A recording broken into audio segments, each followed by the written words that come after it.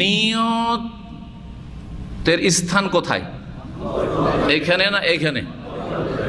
নিয়তের স্থান হচ্ছে মাহাল্লুহাল কালব, স্থান হচ্ছে কলব। তাহলে মুখের সাথে নিয়তের কোনো সম্পর্ক নেই।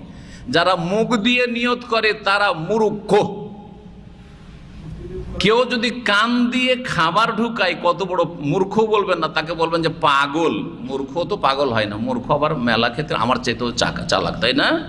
পড়াশোনা জানে কিন্তু আমার চাইতেও বুদ্ধিমান। কিন্তু যদি কান দিয়ে বা নাক দিয়ে খাবার ঢুকায় অথচ মুখ কাজ করছে, তাহলে ওকে কি বলবেন? পাগল বলবেন। তো যেই ব্যক্তি মুখ দিয়ে নিয়ত করে নামাইতে পারে সে এইরকমই পাগল, কারণ মুখের কাজ নয়, এটা অন্তরের কাজ। এই জন্য 3-4টি এবাদত ছাড়া কোনো এবাদতের নিয়ত পড়ে না। নিয়ত পড়ুয়ারা 3-4টি নামাজের নিয়ত পড়ে, রোজার নিয়ত পড়ে, আর হজের নিয়ত পড়ে, ঠিক না?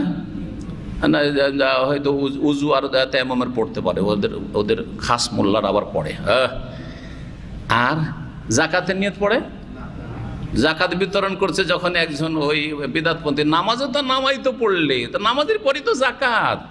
হ্যাঁ, নামাইতো জাকাতা বা নামাইতো আনওয়াদ্দিস জাকাতা ফরিজাতান লিল্লাহি তাআলা কুল্লা সানাতিন, প্রত্যেক বছর। কিসের? টাকার না স্বর্ণের না ওসুর, হ্যাঁ, না ব্যবসায়ী সামগ্রীর না গবাদি পশুর? কিসের? এত টাকা বেরোইলো, জীবনে শুনেছেন কখনো? ওর জন্য নিয়ত পড়া লাগে না? কোথায় গেল ওইসব নিয়ত পড়া? বাপ মাকে টাকা পাঠাচ্ছেন, নিয়ত পড়েন না কেন?